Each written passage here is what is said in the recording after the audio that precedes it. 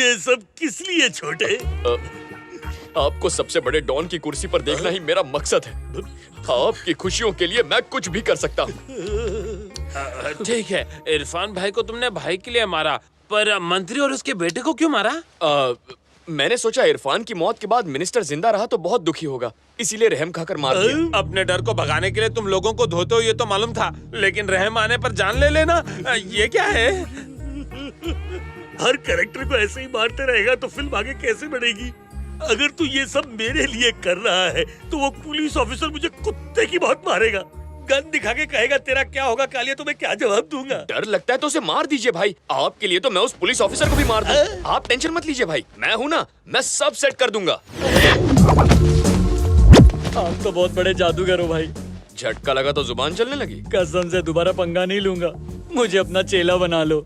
यहाँ मैं आया था सबके सामने आपकी पोल खोलने, और आपने तो मेरा गला खोल के सबकी बोलती बंद कर दी। अब आपका गेम बजाना किसी के बस की बात नहीं, बस उस ऊपर वाले को छोड़कर।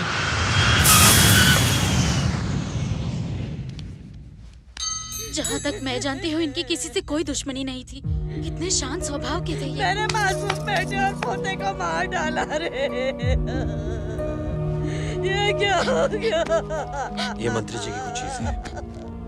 इरफान भाई को मरे हुए इतने दिन हो गए और खूनी का अभी तक पता नहीं चला। कोई भी फोन करता है तो अज्जू भाई का फोन समझ के डर जाता हूँ मैं। उन्हीं का नाम मत लेना, उसने ये सब मेरे लिए ही तो किया है। आपका कहना बिल्कुल सही है। पता लगाओ खूनी कौन है। अज्जू भाई को नहीं पता चला कि खूनी कौन है तो हमें क्या पता चलेगा? उन्हें कैसे पता कराएं?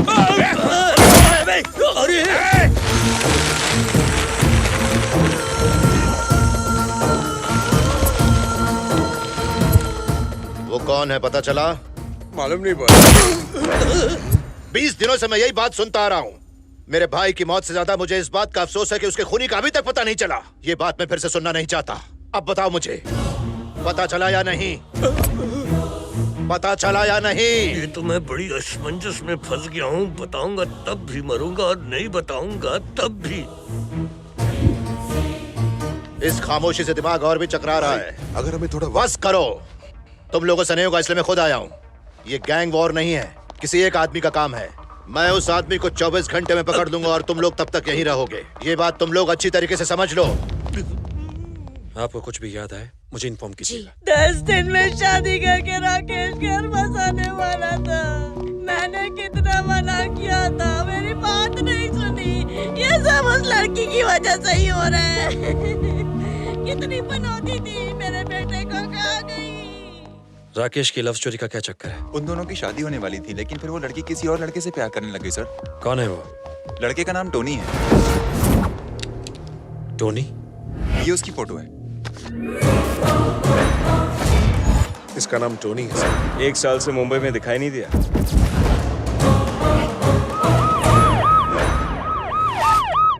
टोनी यहाँ रहता है? रहता यही है, पर मंदिर गया है। कौन से मंदिर? देवी के मंदिर, गांव के बाहर पहाड़ी पर है।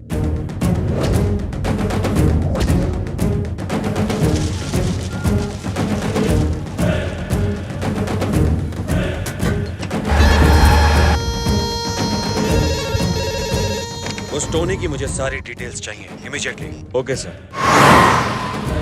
प्रभु द ग्रेट, अज्जू भाई ने ठान लिया है कि वो अपने भाई के खूनी को मार देगा, और टोनी ने ये सब मेरे लिए तो किया है। अगर टोनी भाई के हाथ लग गया तो हम भी खत्म हो जाएंगे। हम उस पुलिस ऑफिसर या अज्जू भाई के हाथ ना लगे, इसलिए इतनी दूर आपकी शरण में आए हैं प्रभु द ग्रेट। अब आप ही हमारी रक्षा कीजिए। 10 बार इस मंदिर की परिक्रमा कर लो, सब ठीक हो जाएगा। ये लड़का बेटा।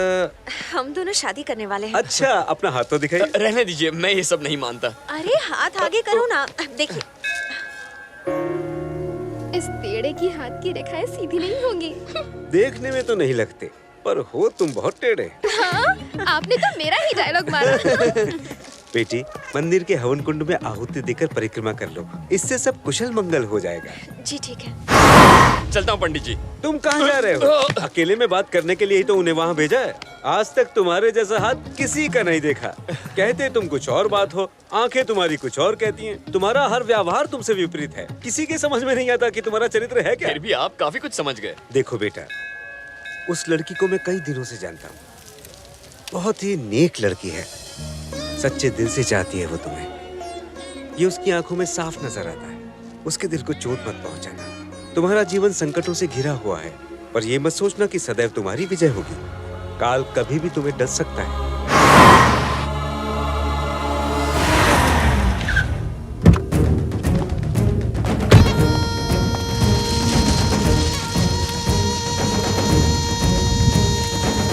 लगता है ये पंडित पहले जिम में ट्रेनर था। तभी तो 100 बार परिक्रमा करने को बोला है।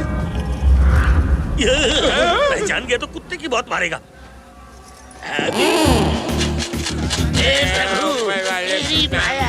और बाकी कुछ नहीं पाया। नहीं पहचाना, नहीं पहचाना, नहीं पहचाना।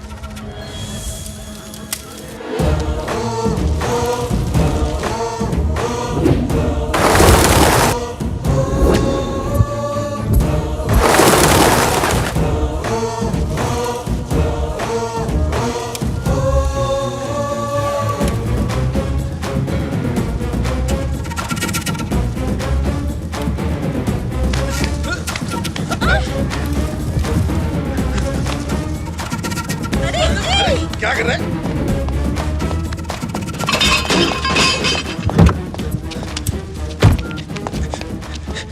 हेलो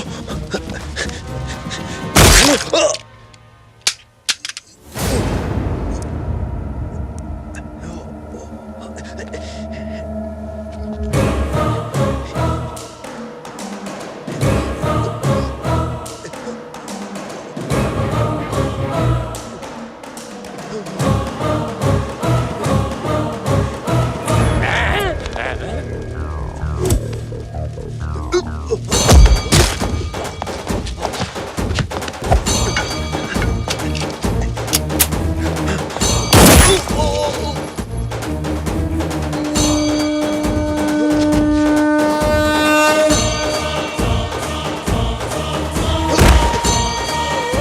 चित्रा, चित्रा रुक जाओ।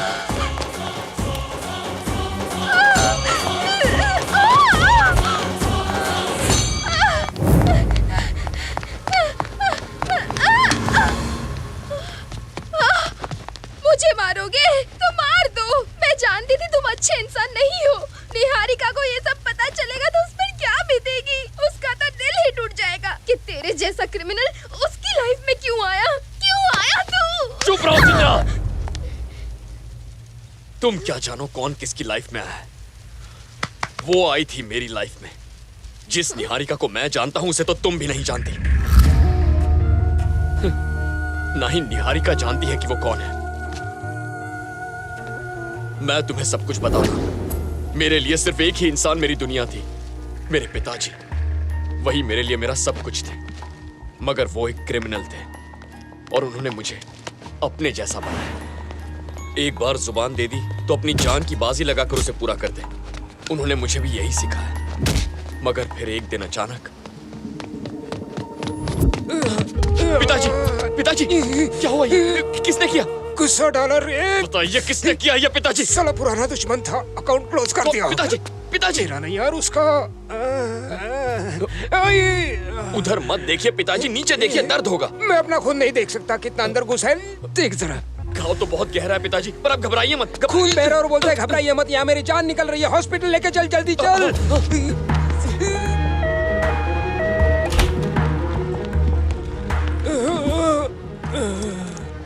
टोनी जी, मुझे तुमसे कुछ कहना है बेटा। हाँ पिताजी, बोलिए ना। हर घर में एक आध खोटा सिक्का होता है। हमारे घर में हम दोनों ही खोटे निकले।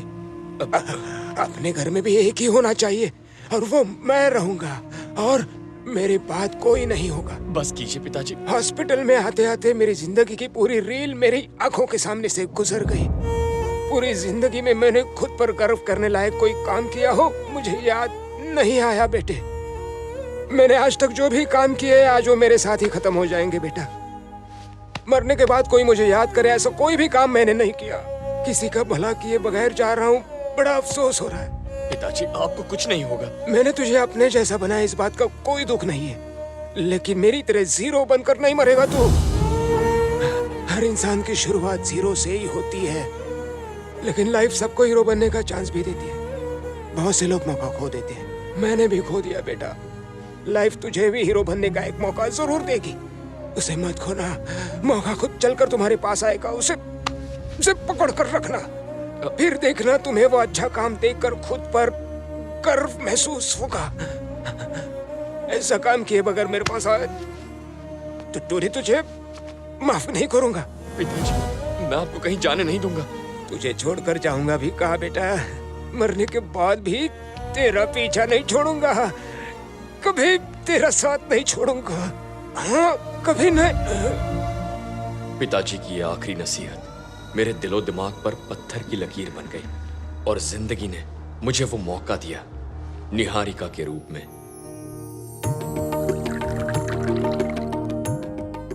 आपकी बहन हमारे घर की लक्ष्मी बने, यही हमारे लिए काफी है। लड़का तो बहुत अच्छा है, लेकिन मुझे अभी शादी नहीं करनी। ऐसा रिश्ता बार बार नहीं आएगा निहारिका, मान भी जाओ। नहीं भैया। अर्चना तुम इसे अपने तरीके से समझाओ, ये मेरी नहीं सुनती। अब मान भी जाओ निहारिका, कितना अच्छा लड़का है, तुम्हारी जोड़ी भी जमती है। आखिर ना कहने की वजह क्या है? ये है मेरी वजह। भैया मुझे अभी शादी करके यूएस में सेटल होके आप लोगों से दूर नहीं रहना है। आप भी मेरी दुनिया पर हो। कभी तो आपको मेरी कसम है, आप मुझे फोर्स नहीं करेंगे। बबलू कैश जल्दी लेकर आ।